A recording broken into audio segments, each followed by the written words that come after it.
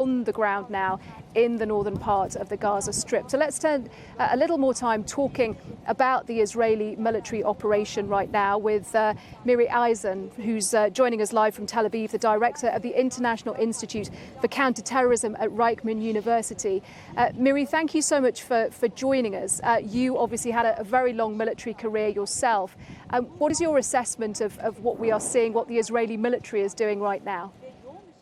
We're in an all-out war. As I listen to the descriptions, and my heart can go out to the civilians in the Gaza Strip, Israel is systematically trying, you've said this yourself, to arrive, reach, and dismantle the Hamas terror capabilities, which include both the weapons and the terrorists. That means systematically going in, but we all need to understand Hamas, the terror organization in the Gaza Strip, has prepared the Gaza Strip as their fortification for over a decade. There's an above ground and there's a below ground, and they use both levels. And the IDF, the Israeli Defense Forces, is systematically trying to get in against the booby traps, against the suicide drones, against the surprises that the terror organization wants to show that they can continue to do. They built this as part of their plan for us to come in, and then they wanted to kill more. And we need to do this systematically.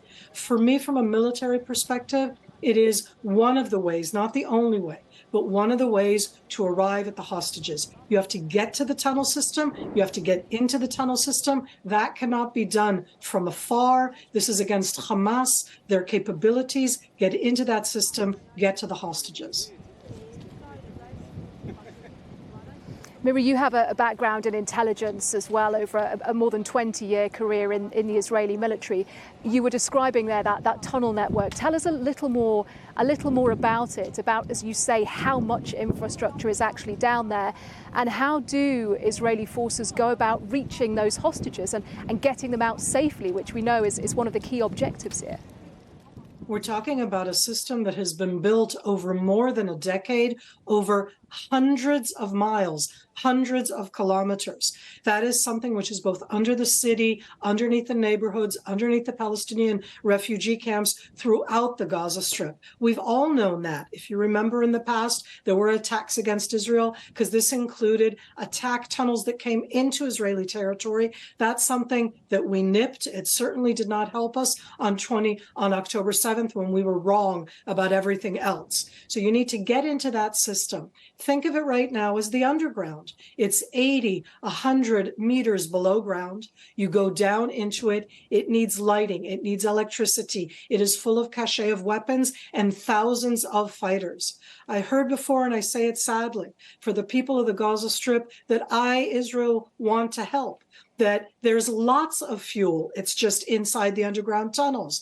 There's water. There's the sustenance that the Hamas terrorists have built there underneath the Gaza Strip. And that's what makes it all the more difficult. And so right now you need to get into that system. And once you're in, that's already the worst kind of terrain for battle that there is. It's the combination of urban, of tunnels. No military has done so. That doesn't mean we're not going to do so. It's just very challenging. Miri Eisin, really grateful for your time and your insight as